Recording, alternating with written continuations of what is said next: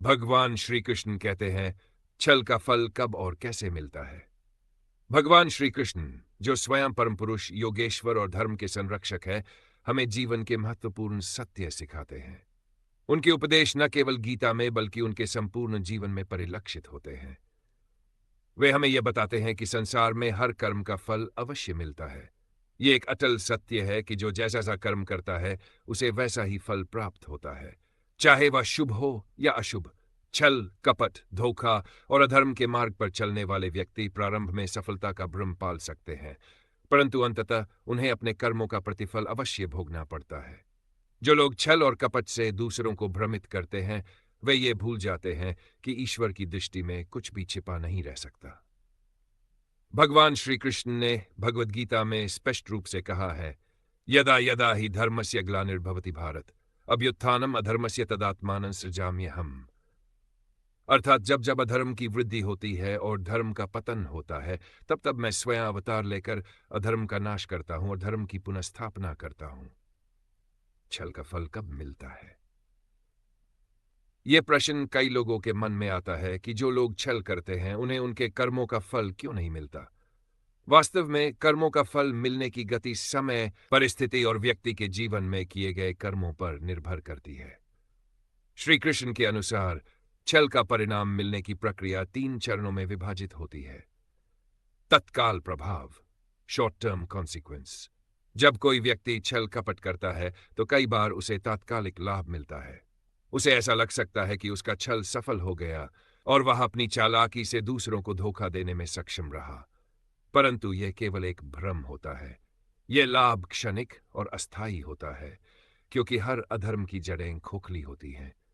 भगवान श्री कृष्ण महाभारत में कहते हैं कि अधर्म का मार्ग प्रारंभ में मीठा लग सकता है, लेकिन अंततः वह विनाश की ओर ले जाता है। जो व्यक्ति छल करता है, वह न केवल दूसरों को बल्कि स्वयं को भी धोखा दे रहा होता है। उदाहरण के लिए, महाभारत में जब शकुनी ने पांडवों को जुए में छल से हराया तो दुर्योधन को लगा कि उसने विजय प्राप्त कर ली, परंतु यह विजय अधिक समय तक टिक न सकी और उसका परिणाम महाभारत युद्ध के रूप में सामने आया। मध्यम अवधि में परिणाम, मिड टर्म कॉन्सिक्वेंसेस। समय के साथ छल की परतें खुलने लगती है। सत्य चाहे जितना भी छिपाने की कोशिश की जाए, वह किसी न किसी रूप में प्रकट हो ही जाता है। इस चरण में छल करने वाले व्यक्ति को समाज में बदनामी का सामना करना पड़ता है। लोग उस पर विश्वास करना कम कर देते हैं, उसकी छवि धूमिल होने लगती है और वह अकेला पड़ने लगता है।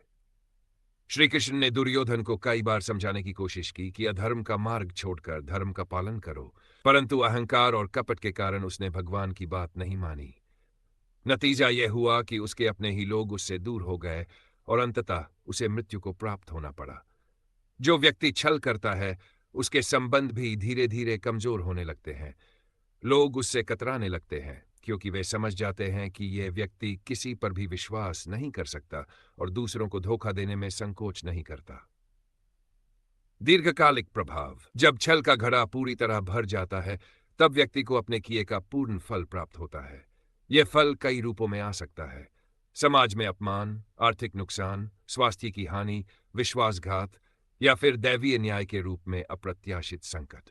भगवान श्री कृष्ण गीता में कहते हैं, संसार में कुछ भी स्थायी नहीं है सिवाय कर्म के फल के।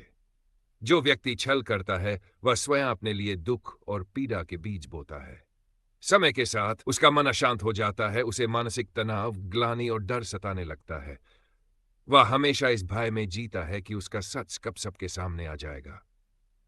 महाभारत में ही देखिए, जब कौरवों ने अभिमन्यु को छल से मारा तो उन्होंने सोचा कि उन्होंने एक बड़ी जीत हासिल कर ली, लेकिन यही छल उनके लिए सबसे बड़ा विनाशकारी कारण बना। अर्जुन के क्रोध ने कौरवों की सेना का नाश कर दिया। छल कपट का अंत सदैव पीड़ा, पराजय और पछतावे में होता है। जब व्यक्ति यह सोचता है कि अब वह बच गया है, तभी भाग्य का पहिया घूमता है और उसे उसके कर्मों का वास्तविक फल मिलता है। भगवान श्री कृष्ण का संदेश, सत्य और धर्म ही सबसे बड़ा बल है। भगवान श्री कृष्ण हमें यह सिखाते हैं कि छल कपट, धोखा और अधर्म की आयु सीमित होती है। यह दुनिया एक कर्म भूमि है और यहां हर व्यक्ति को अपने कर्मों का फल भोगना ही पड़ता है।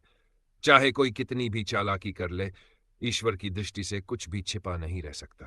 भगवान श्री कृष्ण कहते हैं, छल का फल कब और कैसे मिलता है। भगवान श्री कृष्ण धर्म की रक्षा करने वाला सदैव सुरक्षित रहता है, जबकि अधर्म का अनुसरण करने वाला अंततः स्वयं को ही नष्ट कर लेता है। अतः हमें सदैव सत्य, धर्म और न्याय के मार्ग पर चलना चाहिए। छल से प्राप्त की गई सफलता तात्कालिक होती है, लेकिन सत्य से अर्जित की गई प्रतिष्ठा और सम्मान चिरस्थायी होते हैं। जो लोग ये सोचते हैं कि वे अपने कपट और छल से जीवन भर बच सकते हैं, वे एक बहुत बड़ी भूल करते हैं। भगवान श्री कृष्ण हमें सिखाते हैं कि कर्मण्येवाधिकारस्ते मा फलेषु कदाचन, अर्थात कर्म करो और उसका फल समय आने पर अवश्य मिलेगा। अतः अधर्म और छल का फल तभी मिलता है जब समय उचित होता है और जब भगवान का न्याय सक्रिय होता है। यह न्याय अटल और अचूक होता है। अगर आपको यह वीडियो पसंद आई हो तो कृपया चैनल को सब्सक्राइब करें, वीडियो को लाइक करें और शेयर करें। कमेंट में यह जरूर बताएं कि आपको यह जानकारी कैसी लगी। जय श्री कृष्ण। राधे राधे।